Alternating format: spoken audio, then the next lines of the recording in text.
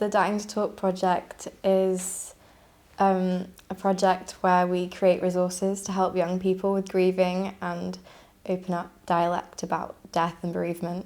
I wanted to get involved because I know lots of people who have had trouble with grieving because it's just not something that was talked about and they didn't know how to process it, and I think it's really important that we do talk about difficult things. So as ambassadors, we have been creating resources. We've been in different groups.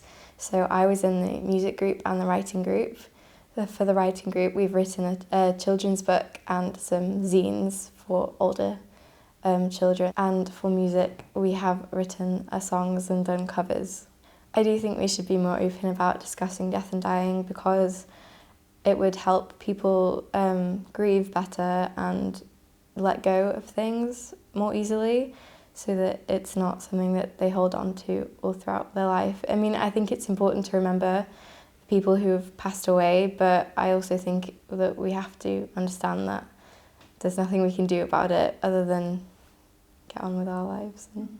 I think looking into the past, no matter what the situation is, can always be helpful, whether it's something that we shouldn't do again or something that we should start doing again.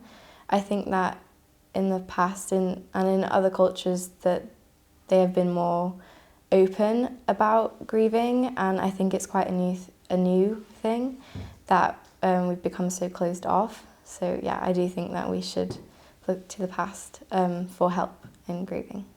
I'm covering a song called Funeral by Phoebe Bridges. I chose to cover the song because I think that it really represents experiencing an overwhelming feeling surrounding death and bereavement, especially of a young person. I think that we can get so wrapped up in our own emotions and really disconnect to the outside world and the other people who have lost the person. And I think part of the grieving process should be talking and experiencing the loss with the other people.